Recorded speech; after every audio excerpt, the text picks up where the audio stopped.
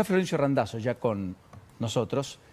A propósito de la puesta en escena de Provincias Unidas y demás en Chubut. Primero, gracias por esta deferencia. No, gracias a vos, Paulino.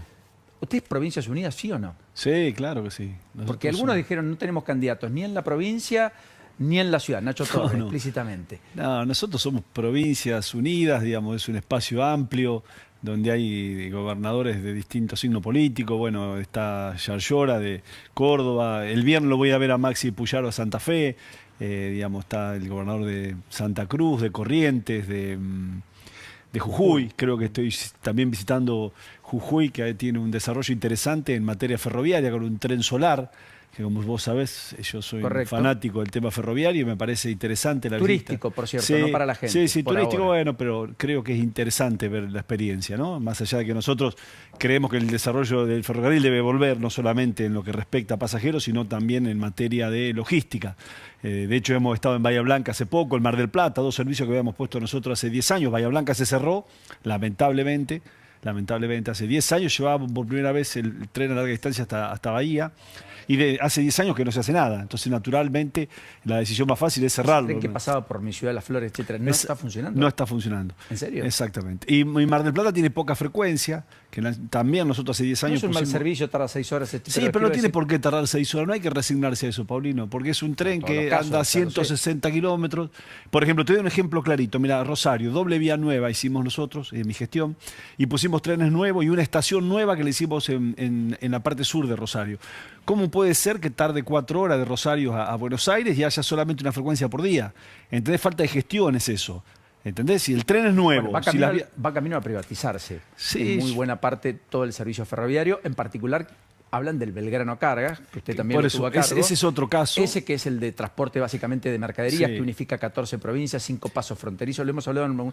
¿Esa privatización cree que va a avanzar? Hoy justamente se habló de la privatización de Nucleoeléctrica. Por ahora son anuncios. Después hay que gestionar eso. Yo digo, la discusión más allá de lo privado o público es que las cosas funcionen. Pues usted no reniega de que pueda ser privada. Si funciona bien y la gente le brinda el servicio, puede ser. Digo, pero yo estoy convencido que el Estado administra mejor. De hecho, nosotros, a cargo de ferrocarriles, hemos hecho cosas que hacía 50 años que no se hacían. En carga, por ejemplo. Trajimos 107 locomotoras nuevas, 3.500 vagones nuevos, de los cuales 2.200 los destinamos a la producción agropecuaria, y hicimos 3.000 kilómetros de vía.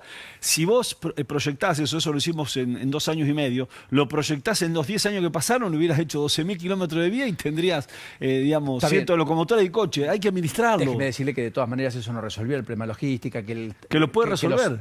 Que los coches tardaban mucho tiempo también, que eran eternos, que pasaban por lugares en Rosario donde finalmente prácticamente se pasa entre medio de asentamientos que no pueden superar los 25, no el tren de pasajeros, kilómetros. por eso precisamente nosotros la estación norte la pasamos a sur, precisamente para no tener que pasar por ese asentamiento. Frente a ese asentamiento había una propuesta que se llame una licitación para la construcción de vivienda, de esas 2.200 viviendas que había ahí, a cambio de terrenos que estaban sobre la costa para las empresas que presentaban, diríamos, un proyecto de esa característica. Y se puede resolver las cosas.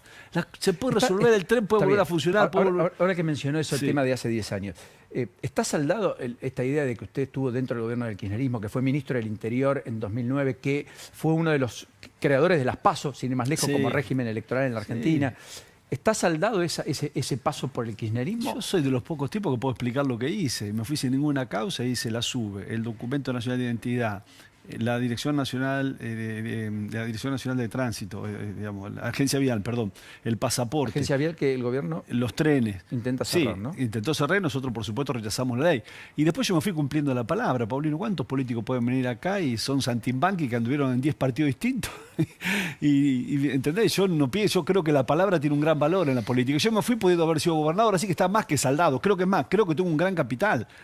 Que debería tener un gran capital, una sociedad en realidad que tiene valores, que alguien diga, mirá, me voy a mi casa si no participo en tal o tal cosa y tomé ese compromiso. Usted no quiso ser candidato a gobernador de Scioli presidente. Yo digamos, había dicho en reiteradas oportunidades que era precandidato a presidente o me iba a mi casa. Y me fui a mi casa. Me ofrecieron ser gobernador de Buenos Aires.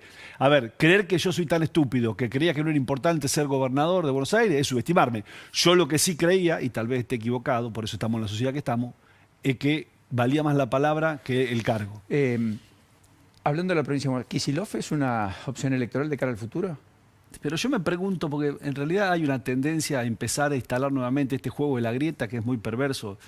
La grita entre quién, yo entre tengo, el mileísmo que tengo confianza el con vos, kirchnerismo. Paulino, sí, que ustedes participan también, sin darse cuenta. Bueno, que usted está acá. Es Sí, parte no, de pero eso yo que puedo no. estar, pero yo te lo digo de corazón, yo puedo estar acá 10 Ayer minutos. estuvo Caña. Pero escúchame, podemos estar 10 minutos, 15 Vino minutos, Talerico. 20 minutos. Después hay 20 horas que se habla del mileísmo o del kirchnerismo. Y antes era el kirchnerismo o el macrismo. Bueno, hágame cargo de Yo, lo que me ¿qué corresponde a mí, qué- digamos, con la misma lógica suya. ¿Qué es lo que yo creo? A ver, yo me pregunto, no es un problema personal, ¿cómo está la seguridad en la provincia de Buenos Aires? Yo vivo en un barrio, no vivo en un barrio cerrado, de hace 27 años, en el mismo lugar. ¿Cómo está? Se vive con miedo. ¿Cómo funciona la educación pública en la provincia de Buenos Aires? Un desastre. Un desastre. Hay una gran hipocresía porque la mayoría, los que en realidad defienden la educación pública, en su mayoría han desplazado a sus hijos, los mandan a la escuela privada. ¿Por qué? Porque la escuela pública no tenía clase. ¿Por qué? Porque cada 10 pibes en la escuela, en la secundaria, por ejemplo, se recibe uno en tiempo y forma. ¿Cómo funciona la salud? Con un conflicto en el idioma abierto que hay Bueno, que pero atenderlo urgente. pero es un desastre, Ioma. ¿Entendés lo que digo? Entonces, ¿cuál sería la expectativa para que yo te diga que Kicillof buen candidato? ¿De dónde se salió eso? Yo no creo en eso. Yo no me conformo en vivir en una provincia como se vive hoy en la provincia de Buenos Aires. Digo, hemos caído tan bajo que ya nos conformamos con cualquier cosa. Nos han resignado que debemos vivir en el infierno. ¿Y la diferencia con el gobierno nacional centralmente cuál es? Suya. Muchísima. El Estado Nacional no cree en el Estado, por ejemplo. Yo no es que crea en el Estado kirchnerista, del relato, de la cantidad de regulaciones, de la cantidad de personal. Yo creo en un Estado inteligente, que funcione, que preste los servicios básicos esenciales. Ejemplo, el gobierno nacional vetó la ley de financiamiento educativo. Yo estoy totalmente a favor de la universidad pública. De hecho, ayer visité la Universidad Nacional de La Plata, visité la planta de deshidratación de alimentos, un ejemplo de lo que están haciendo. Vetó la ley de discapacidad. Yo creo que el Estado tiene que estar donde están los más débiles. Ahora hay que gestionar eso, no se puede decir, bueno, hay tantas cantidad de beneficios que fueron dados en forma indebida. Bueno, vayamos, auditémoslo y metámoslos presos a eso y hagámosles devolver la plata. El Estado está en contra del financiamiento del Garrahan, una locura. Tengo un montón de... el Estado no cree en el financiamiento de infraestructura productiva, es otra locura. Si la Argentina La no... infraestructura productiva pone caminos, puertos, rutas. Exactamente. ¿Para qué? Para que la Argentina sea competitiva, para que tenga El productividad. gobierno dice, eso es todo transitorio porque había que ordenar la macro y porque no había margen de hacerlo de otra forma. No había plata de dónde sacarlo. No comparto eso, para nada. Es Lo una mirada comparto. errónea. Pero aparte digo, yo creo que dato mata relato, ¿no? Acaba hace una semana de regalarle 1.600 millones de dólares a los grandes exportadores, que ni siquiera tienen el cereal. En la resolución establece que lo pueden entregar en 365 días. O sea, dentro de un año. Exactamente, en detrimento de quién, de los pequeños y medianos productores. Entonces, no es que no había plata. Yo digo, es como en la casa de uno tiene que fijar prioridades. Yo digo, primero uno se alimenta, después se viste y si le sobra se da de vacaciones. ¿Qué mirada tiene uno sobre el Estado, sobre la economía? Yo creo que hay que empezar, el gobierno no habla nunca ni de producción, ni de desarrollo, ni de inversión pública. ¿Va a apoyar la reforma en materia de reglamentación de los decretos de necesidad de urgencia, que por ahora no tiene fecha de cuándo llega al recinto, pero que hay un dictamen de mayoría, que podría haber un dictamen de minoría, que la oposición allí parece no abroquelada en una idea uniforme yo comparto que respecto a lo que viene de diputados, quiero decir, de senadores, perdón. Yo creo que yo estoy de acuerdo con que haya digamos, hay que acompañar lo que viene del Senado. O sea, ¿usted cree que ahora, a partir de, no sé, 2 meses, o cuando se... Un decreto de necesidad de urgencia tiene que tener, digamos, el aval de las dos cámaras. Y si no, por la 90 días mayoría absoluta de ambas Exactamente. cámaras? Que se acabe esto de la aprobación ficta o que se acabe esto de que con el solo veto de una de las cámaras... el decreto de necesidad de urgencia... perdón, la sola aprobación de una de las cámaras lo convierte en ley. Exactamente, le hace como una excepción. Eso no quiere... a ver, si no es más fácil, digamos, un decreto que una ley. No tiene ningún sentido. El decreto de necesidad de urgencia es precisamente para una urgencia en un momento determinado. Bueno, macanudo, ambas cámaras lo analizarán y cuando se aprueba, quedará aprobado. Y si no, de lo contrario, pasará 90 días y se caerá. Quiero que Maxi y que Cancelare también le pregunten. Maxi, empiezo por vos. Sí, Florencio, quería preguntarle por el tema baja de retenciones, algo que se dio de manera parcial durante la semana pasada. ¿Qué plan tiene? Entiendo que había presentado justamente un proyecto sobre eso para ir reduciéndolo de manera quinquenal. Nosotros creemos que hay que bajar todas las retenciones. De todo el sector, no solamente agropecuario, sino industrial. Sobre todo de todo aquello que se exporta. Porque creemos que la Argentina precisamente tiene un problema de restricción de dólares y de la mejor forma de lograr tener dólares es incrementando la exportación y con un tipo de cambio más competitivo, no con este tipo de cambio, que genera una avalancha de importaciones, cuando en realidad las importaciones deben tener una mirada muy fina, porque si no terminan destruyendo el mercado local. el trabajo local. ¿Usted cree que hay que volver a regular las importaciones? Hay que tener un ¿Tengo que tipo, volver a un yo no comercio dije, administrado? yo dije que tenemos que tener un tipo de cambio competitivo y hay que mirar qué cosas ¿Y qué es importan. un tipo de cambio competitivo? Un tipo de cambio que permita que sea más favorable para las exportaciones que las ¿Cuál importaciones. sería hoy? No sé, yo no me animaría a decir eso. Pero no es 1.400 ni 1.500. Creo que no, pero no importa. Creo que tampoco quiero ser muy prudente. Pero yo digo, hay que ir a la baja total de retenciones de todos los sectores que exportan, sobre industrial y agropecuario. De hecho, la decisión del otro día que toma el presidente es absolutamente electoral. Y si no, que las mantengan en forma permanente. Sin embargo, duraron 3 días para que 5 empresas exportadoras se beneficien con 1.600 millones de dólares, que es el 25% O sea, de los 7.000. tiene cara de hereje y finalmente así actuaron. Eso es lo que Totalmente. dice. ¿Cancelare? Sí, quería preguntarle sobre el tema de las patentes de los autos y de los pasaportes. ¿Por qué cree que todavía no podemos implementar algo que es tan simple? Porque no hay gestión, Alejandro, porque no creen en el Estado. Es un poco lo que yo le decía recién a Paulino. Esto no se resolvió lo de las 600.000 patentes que parece no, que faltan. Exactamente. ¿Pero qué falta de chapa? ¿Qué es? Sí, falta de chapa, falta de gestión.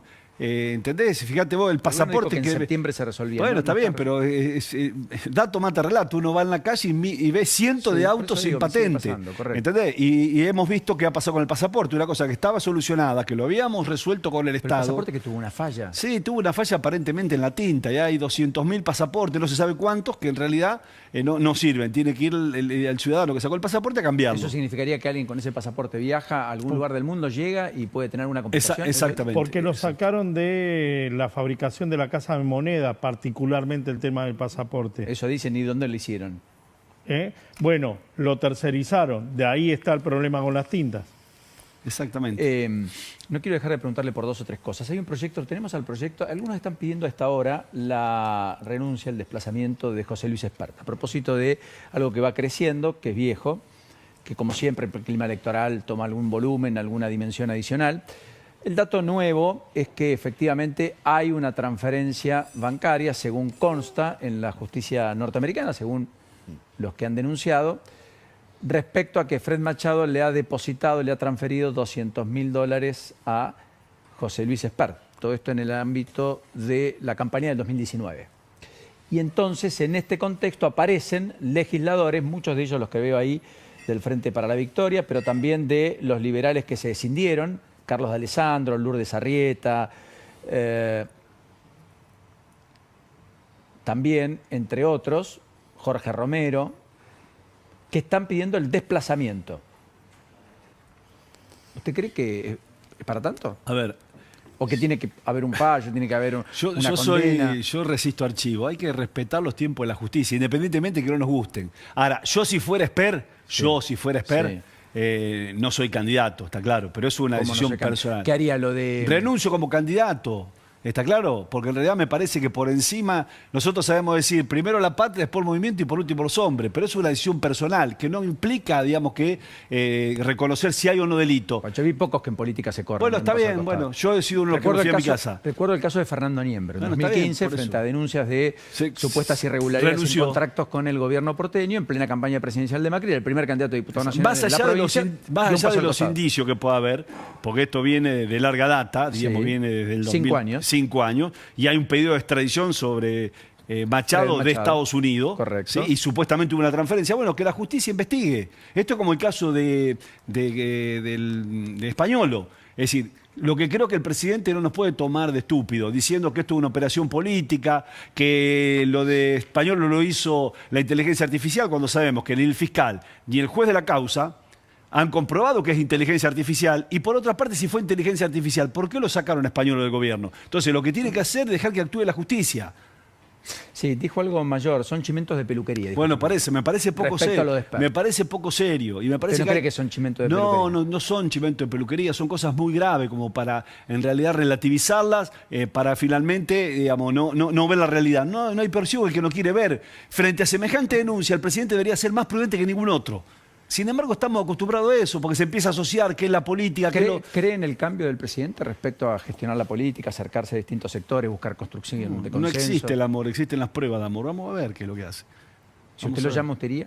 Yo estoy dispuesto a hablar con quien sea, está claro. Porque usted no fue de los más críticos al comienzo, ni mucho menos. Yo soy totalmente... Le dio instrumentos, votó la ley base, ayúdeme. Sí, nosotros en la ley base... Hicieron modificaciones, nosotros primero la rechazamos, la ley base. Claro, correcto, el planteo general. Y inicial. después, ¿por qué la rechazamos? Y después, porque no tenía ajuste a los jubilados, dejaba el tema del ajuste en manos de una decisión, digamos, del presidente Ejecutivo de la Nación. Tenía retenciones sobre la industria, el 15% a las exportaciones de la industria. Sí, hubiera generado un industricidio. ¿Sí? Tenía 11 facultades delegadas, nosotros solamente se las redujimos a 4 y en vez de por 4 años, por 1 año.